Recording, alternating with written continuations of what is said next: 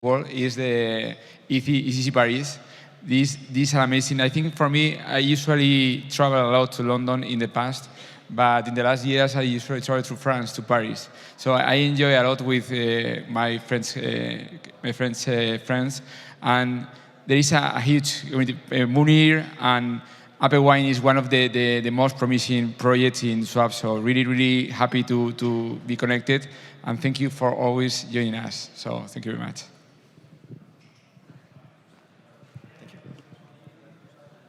Hi. Hi, everyone. Very glad to be in Spain. Thank you for the introduction. My name is Gaspard Peduzzi. I'm one of the co-founders of the APWine protocol, which is a protocol doing interest rate derivatives. Today, I'm going to talk about the evolution of standards for yield protocol. So, looking back at a couple of years ago, I was a regular DeFi user, a degen, as we like to call them.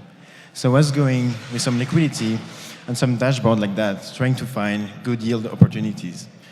So I had some assets, and I wanted to know, okay, where can I make some additional money, some yield, leveraging different kind of DeFi protocols that needs liquidity to behave efficiently and that will reward me against my liquidity. So I will go to this kind of dashboard, and then you will find different kind of protocols. And those protocols that can have different kind of interface, different kind of paradigm. It can be lending protocol. You're going to avail your deposit liquidity. You understand that that liquidity will be used to be lended to someone else, and you will earn fees against your liquidity. It can be staking. You will stake some asset and earn rewards against it, probably because you're helping, validating something, participating in governance, or delegating your asset for someone else to do exactly that. And then it can be also AMMs.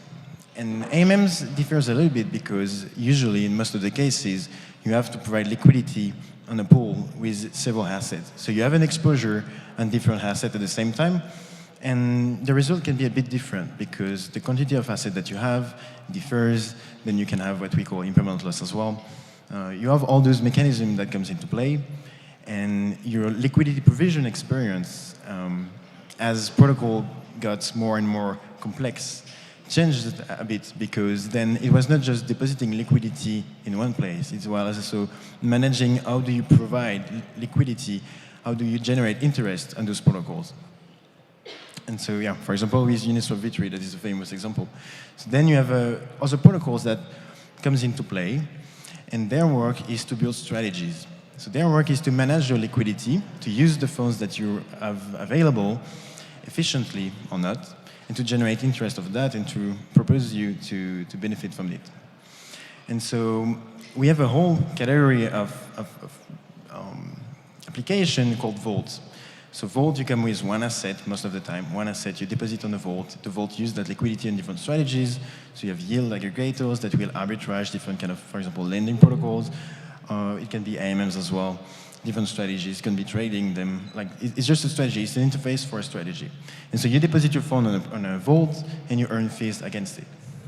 The thing is, already with those 4 different examples, from a user perspective, the UX is quite different. And I'm mentioning 4 categories, but for example, at APWine, we listed pools in a permissioned way, and we were trying to deposit liquidity in each strategy manually because we wanted to do the user pass that they will eventually have to do.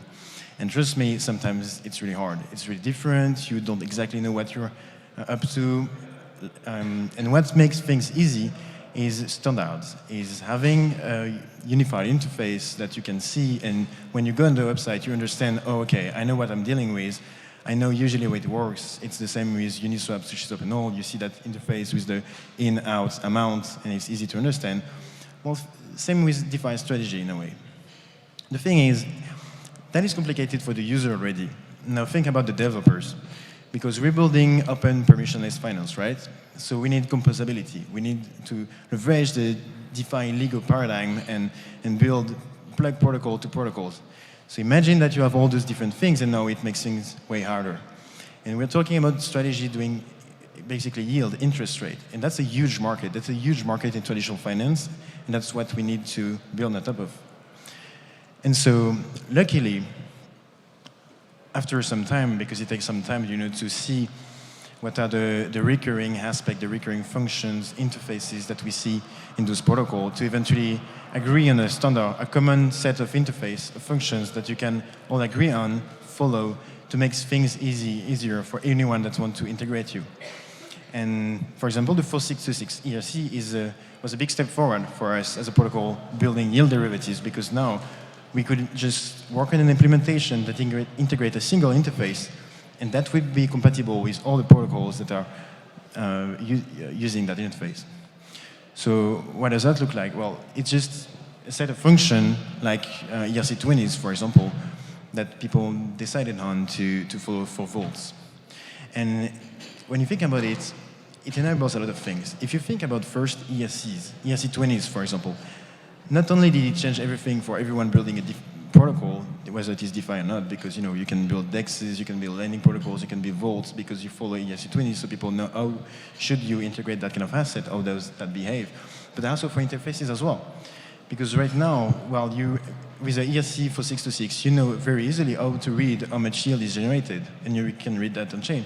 With ERC20s, you are able to display that in your wallet. It's a huge step forward if you're building an ecosystem, if you're building a different, like if you're tackling a range of applications, it's a huge step forward to build standards. And so that's a big and very important step. The second step is, well, now that we have a standard and we're building on top of the protocol that are generating yield, what can we do? And 2 years ago, we came with the approach of building yield derivatives. So how does that work? Well, we had a token representing a share in a vault, basically, whether it is a 4626, because we didn't have 4626 at the time. And then we do something very simple. We split yield from the initial deposited position that we call the principal. And that's yield tokenization, and that existed for like approximately 2 years now. And it can be very simple, but as a first step to tackle and to create the interest market, to create derivatives, to create a lot of strategy that I'm going to talk about. But I just talked about standards for yield protocol, and so when we brought that primitive, then a lot of other players tried to bring like that primitive with a little bit different approach or not. And so we saw a lot of variation between implementation. So again, we have a yield asset, an asset just representing the yield that is generated, and an asset representing the principal that is deposited on the vault. We really split principal from yield. Well, those two assets have different properties that can be evolved and manipulated in many ways. Duration. So if you want to have a token that represents the yield, usually you put an expiration, because the principal is a locked deposit until an expiration. So how is this expiration working? Do you have renewal? Do you have modifiable length? How can you withdraw your asset? How is that basically flexible? What can you do with a token representing that asset or an asset that will be generated? Yield tokens, for example, we brought FYTs that were encapsulating yield for a fixed duration, while other protocol brought a yield token that can allow you to redeem your yield progressively, the yield that was generated. But also, we created this asset and we aim to bring a yield market, but how do you bring that market? Are you building order books? Are you building AMMs? What types of AMMs? What types of pool? What types of premises are you building? And then eventually, I'm mentioning derivatives, and it's already one product, one application, but building on top of those yield-generating strategies, the question of what kind of product are you building arise, and then from that, which standard do we need to build and define so that actually it can be plugged to other protocols, so that your asset can be used as collateral, so that your asset can be used to delegate yield generation and that kind of thing. So those are all design questions that are currently being tackled. There is one standard for principal token. It's an EAP 5095 that have been bought by several players in the space.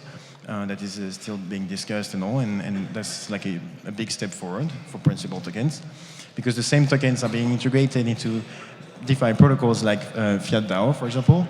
And before having a standard, what we do is we build adapters. And it's a painful process that needs to be repeated for each protocol that you want to integrate. So that's a bit the current state.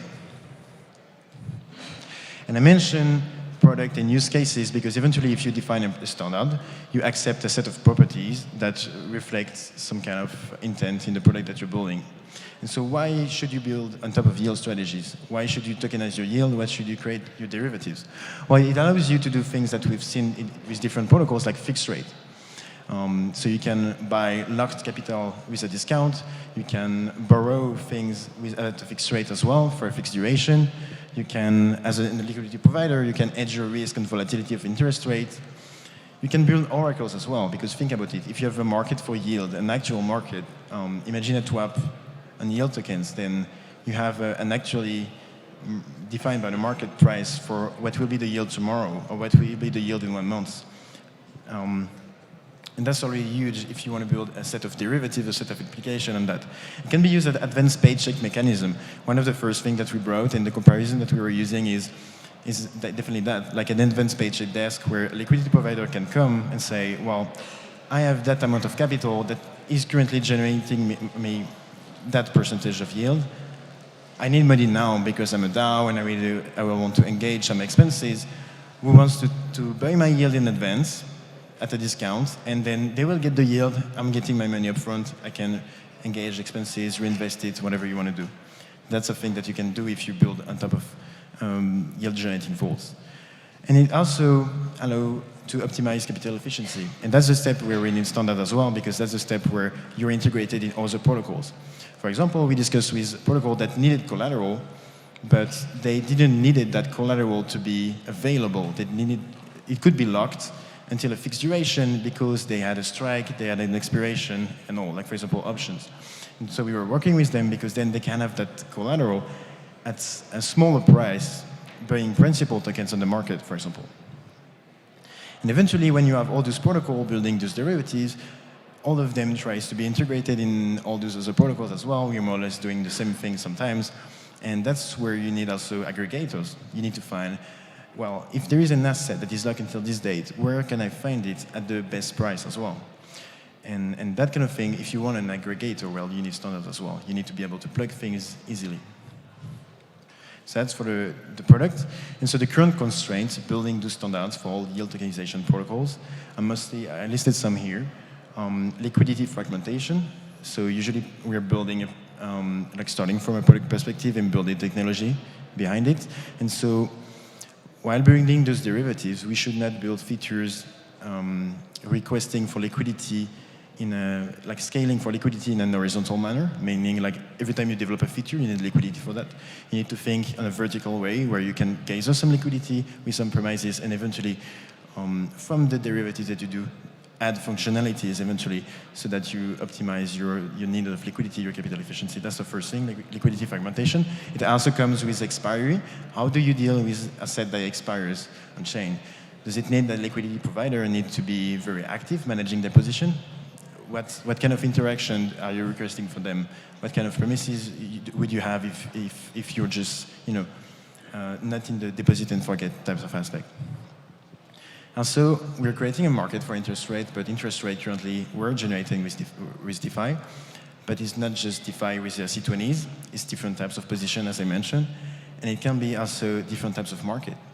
NFTs, what types of NFTs? Are they from gaming? Are they from real estate? What does it represent? What types of interest rate it is? What type of market do you need to build if you have all those different types of elements and assets? So building a market and tokenizing in standards that allows you to grasp all those different categories of assets is actually what enables you to build a proper market for yield and to make arbitrage. Because at the end of the day, if you're just integrating Aave, Compound, just some yield aggregators, well, you're doing a very small percentage of the job, even if most of the TVL is there, because you want to connect everything so that you can actually leverage arbitrage on all those strategies. And then eventually permissionless infrastructure. I mentioned like vaults usually a single asset with 626. There are more complex strategies that require active management, like Morpho, for example. They have 1155 for their LP position.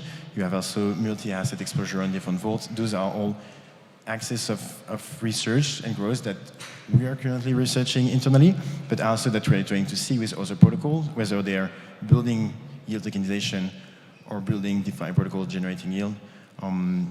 those are the focus today and the access of development. We're very close to launching a second version of a protocol tackling most of those issues. And we will be definitely open to discussion with other actors in the space to see how can we push interest rates to another level in DeFi and build a very efficient market with them. Thank you very much. Thank you very much, Gaspard.